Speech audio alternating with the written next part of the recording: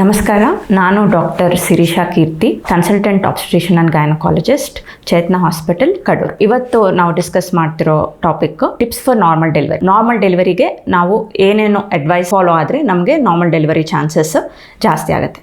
So ಎಲ್ಲ pregnant ವುಮೆನ್ಗೂ ಇರೋ ಆಸೆ ಏನಂದರೆ ನನಗೆ ನಾರ್ಮಲ್ ಡೆಲಿವರಿ ಆಗಲಿ, ಸಿಸೇರಿಯನ್ ಚಾನ್ಸಸ್ಗಿಂತ ನಾರ್ಮಲ್ ಡೆಲಿವರಿ ಆಗಲಿ ಅಂತ ಎಲ್ಲ ಹೆಣ್ಮಕ್ಳಿಗೂ ಆಸೆ. ನಾರ್ಮಲ್ ಡೆಲಿವರಿ ಚಾನ್ಸಸ್ ಇಂಪ್ರೂವ್ ಆಗಬೇಕು ಅಂದರೆ ನಾವು ಸ್ವಲ್ಪ ಟಿಪ್ಸ್ ಫಾಲೋ ಆಗಬೇಕಾಗತ್ತೆ. ಅದೇನೆಂದರೆ ಫಸ್ಟ್ ಮೇನ್ ಇಂಪಾರ್ಟೆಂಟ್ ಥಿಂಗ್ ಏನಂದರೆ ಡಯಟ್. ಸೊ ಡಯಟ್, ಯಾವ ಥರ ಡಯಟ್ ತೊಗೊಂಡ್ರೆ ನಮಗೆ ನಾರ್ಮಲ್ ಡೆಲಿವರಿ ಆಗೋ ಚಾನ್ಸಸ್ ಜಾಸ್ತಿ ಇರುತ್ತೆ ಅನ್ನೋದನ್ನ ನೋಡೋಣ. ಒನ್ ಥಿಂಗ್ ಏನಂದರೆ ಜಂಕ್ ಫುಡ್ನ ಆದಷ್ಟು ಅವಾಯ್ಡ್ ಮಾಡಬೇಕಾಗತ್ತೆ.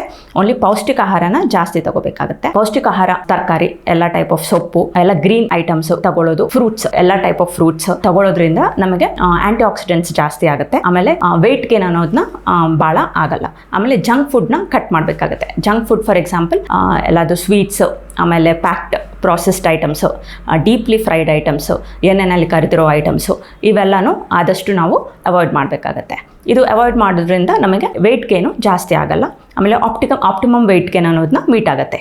ಆಪ್ಟಿಮಮ್ ವೆಯ್ಟ್ ಗೇನ್ ಏನು ಅಂದರೆ ಯೂಶಲಿ ಪ್ರೆಗ್ನೆನ್ಸಿ ಟೈಮಲ್ಲಿ ನಾವು ಇಷ್ಟೇ ವೆಯ್ಟ್ ಗೇನ್ ಆಗಬೇಕಾಗತ್ತೆ ಅನ್ನೋದು ಇರುತ್ತೆ. Around 11 to 15 kgs weight gain ಅನ್ನೋದು ಆಗಬೇಕಾಗತ್ತೆ. ನೀವು ತುಂಬ ವೆಯ್ಟ್ ಕಡಿಮೆ ಇದ್ದೀರಾ ಅಂದರೆ ಸ್ವಲ್ಪ 15 to 17 kgs ವೆಯ್ಟ್ ಗೇನ್ ಆಗ್ಬೋದು. ಸ್ವಲ್ಪ ಓವರ್ ವೆಯ್ಟ್ ಇರೋ ಅವರು usually 7 or 8 kgs weight gain ಆಗಬೇಕಾಗತ್ತೆ. ಸೊ ಆಪ್ಟಿಮಮ್ ವೆಯ್ಟ್ ಗೇನ್ ಅನ್ನೋದು ಆಗಿರೋದ್ರಿಂದ ನಮಗೆ ನಾರ್ಮಲ್ ಡೆಲಿವರಿ ಆಗೋ ಚಾನ್ಸಸ್ ಜಾಸ್ತಿ ಇರುತ್ತೆ. ನೆಕ್ಸ್ಟ್ ಟಿಪ್ ಏನಂದರೆ ಆ್ಯಕ್ಟಿವ್ ಆಗಿರೋದು. ಸೊ ಯೂಶಲಿ ನಾವು ಪ್ರೆಗ್ನೆನ್ಸಿ ಟೈಮಲ್ಲಿ ತುಂಬ ಜನಕ್ಕೆ ಏನು ಸಂಕೋಚ ಇರುತ್ತೆ ಅಂದರೆ ನಾವು ನಾರ್ಮಲ್ಲಾಗಿ ಎಲ್ಲ ಕೆಲಸಗಳು ಮಾಡ್ಕೋಬೋದಾ, ಇಲ್ಲ ಒಂದೇ ಕಡೆ ಇದ್ದು ನಾವು ರೆಸ್ಟ್ ಜಾಸ್ತಿ ತಗೋಬೇಕಾಗತ್ತಾ ಅನ್ನೋದು ಅವ್ರಿಗೆ ಡೌಟ್ ಇರುತ್ತೆ.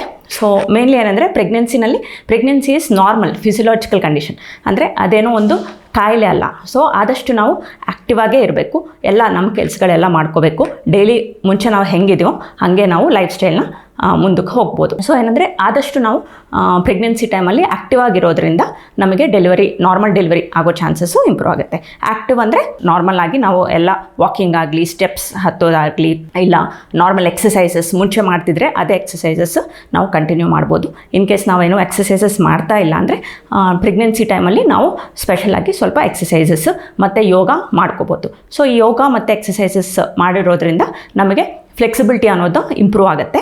ಸೊ ನಮಗೆ ಮಸಲ್ಸ್ ಅನ್ನೋದು ರಿಜಿಡ್ ಆಗಿಲ್ದಂಗೆ ಸ್ವಲ್ಪ ರಿಲ್ಯಾಕ್ಸ್ಡ್ ಆಗಿ ಆಗುತ್ತೆ. ಸೊ ಇದರಿಂದ ನಮಗೆ ನಾರ್ಮಲ್ ಡೆಲಿವರಿ ಚಾನ್ಸಸ್ ಇಂಪ್ರೂವ್ ಆಗುತ್ತೆ. ನೆಕ್ಸ್ಟ್ ಇಂಪಾರ್ಟೆಂಟ್ ಥಿಂಗ್ ಏನಂದರೆ ಸ್ಟ್ರೆಸ್ ಫ್ರೀ ಆಗಿರಬೇಕು.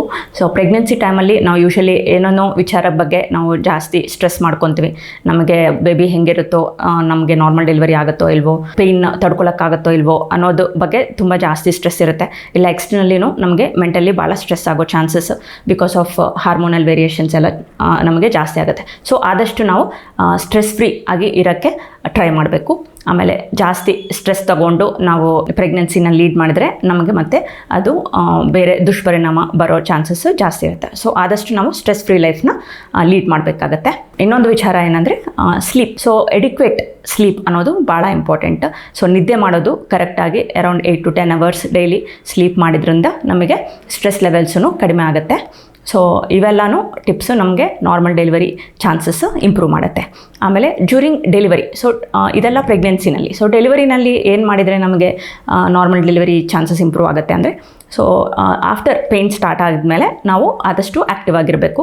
ಸೊ ವಾಕಿಂಗ್ ಮಾಡ್ಬೋದು, ಡಕ್ ವಾಕಿಂಗ್ ಮಾಡ್ಬೋದು, ಆಮೇಲೆ ಬಾಲ್ ಎಕ್ಸಸೈಸಸ್ ಮಾಡ್ಬೋದು. ಸೊ ಈ ಥರ ನಾವು ಆ್ಯಕ್ಟಿವ್ ಆಗಿ ಎಕ್ಸಸೈಸಸ್ ಮಾಡ್ಬೋದು. ಡ್ಯೂರಿಂಗ್ ಈವನ್ ನಮಗೆ ಪೇಯ್ನ್ ಸ್ಟಾರ್ಟ್ ಆದಮೇಲೂ ಈ ಥರ ಎಕ್ಸಸೈಸಸ್ ಎಲ್ಲ ನಾವು ಕಂಟಿನ್ಯೂ ಮಾಡ್ಬೋದು.